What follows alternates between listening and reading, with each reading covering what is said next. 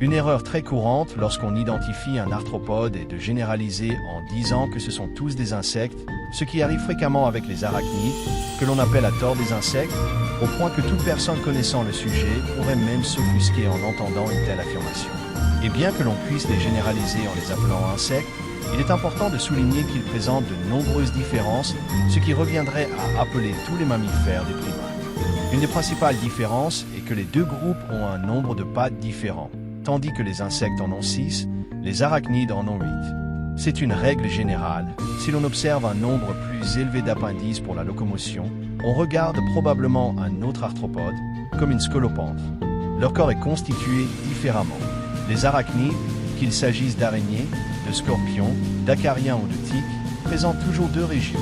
Le céphalothorax, qui contient le cerveau et d'où partent les membres, et l'opisthosoma, abdomen, qui contient les organes internes comme le cœur, le système digestif ou l'appareil reproducteur. Contrairement aux insectes, dont le corps est constitué de 3 segments, la tête, qui contient le système nerveux central, l'appareil buccal, les organes visuels et les antennes servant à détecter l'environnement, le thorax, divisé en prothorax, mésothorax et métathorax. Le prothorax est la région qui relie le thorax à la tête et où se développe la première paire de pattes. Dans le mésothorax se forme la deuxième paire de pattes, le cas échéant, les ailes permettant le vol. Enfin, le métathorax porte la troisième et dernière paire d'appendices, les ailes postérieures, et il est connecté à l'abdomen, à l'intérieur duquel passe le système digestif. L'abdomen contient, quant à lui, les systèmes reproducteurs et digestifs. Une autre grande différence est que certains insectes peuvent voler. Cela dépend de l'évolution de l'insecte en question, déterminée par son habitat et ses habitudes, tandis qu'aucun arachnide connu n'est capable de ce déplacement. De manière générale, les arachnides, à la naissance, présentent déjà une forme similaire à l'adulte et ne subissent pas de métamorphose. En revanche, les insectes passent par 3 phases de développement, larve ou nymphe, puis pupe, et enfin ils atteignent leur stade adulte. Les yeux sont complètement différents.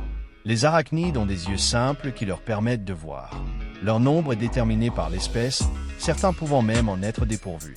Les insectes, eux, possèdent des yeux composés regroupés qui leur permettent d'analyser et d'offrir un angle de vision beaucoup plus large, le tout dans une structure paire. Voici, dans les grandes lignes, les différences qui existent entre ces deux familles, ce qui vous permettra de savoir ce qui distingue un insecte d'un arachnide. J'espère que la vidéo vous a plu. Si c'est le cas, mettez un j'aime et partagez-la pour faire connaître cette chaîne.